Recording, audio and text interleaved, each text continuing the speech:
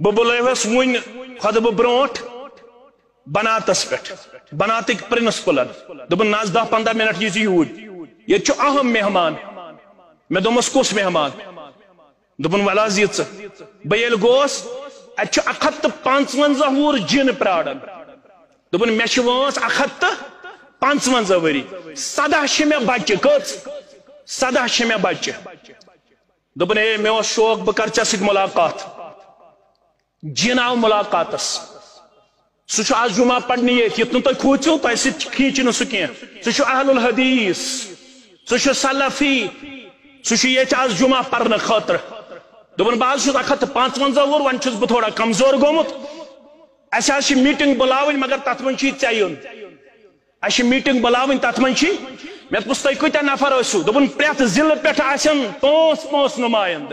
مے دپس تمہ میٹنگ ہُنٛد ایجنڈا چھُ کیٛاہ دپن میٹنگ ہُنٛد ایجنڈا چھُ مے چھ جناب من محترم مشتاق احمد ویری صاحب دامت فیوض انہوں نے جن کے بارے میں جو بھی کچھ کہا تھا کہ میری ان سے میٹنگ ہوئی اس کی اتنی عمر ہے اور وہ سلفی ہے،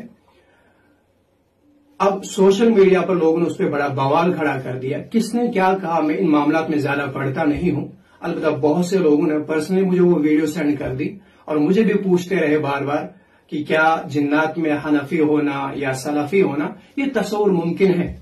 تو دیکھیے، جنات میں اور انسان میں ایک تو تخلیق کا مادہ اور کھان پان، ان دو چیزوں کے علاوہ قریب قریب انسانوں میں اور جنات میں ساری چیزیں یکساں ہیں۔ قرآن کریم نے فرمایا وَمَا خَلَقْتُ الْجِنَّ وَالْإِنسَ إِلَّا لِيَعْبُدُونَ کہ رب نے جنات کو اور انسان کو دونوں کو اپنی عبادت ہی کے لیے پیدا کیا ہے۔ اب جب عبادت کے لیے پیدا کیا ہے تو اب ذرا آپ صغرا کبرا کو ترتیب دیتے جائیں۔ عبادت کے لیے مذہبی رجحان کا ہونا ضروری ہے، اسی لیے جنات کا مسلم اور غیر مسلم ہونا ثابت، جنات کا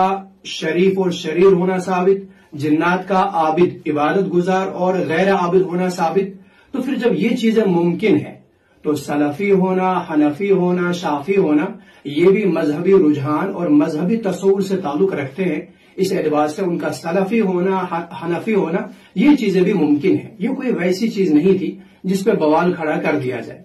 البتہ ایک چیز ہے جو میں بھی محسوس کر رہا ہوں اور لوگوں نے بھی کسی حد تک اس چیز کو اجاگر کیا ہے کہ اس سے پہلے اگر کسی اور نے کہا ہوتا ہے، کوئی اور کہتا تھا تو یہ جماعت ان کے خلاف جھوٹ کا الزام لگاتی اور الزام لگانے کے ساتھ ساتھ پھر اس کو مذاق بناتے۔ تو شاید یہی اسی ایکشن کا ری ایکشن ہے، کما تدین تدان، جیسا آپ کرتے ہیں ویسا آپ کے ساتھ ہوتا ہے، من ضحک ضحک جو کسی پہ ہنستا اس پہ بھی ہنسا جاتا ہے،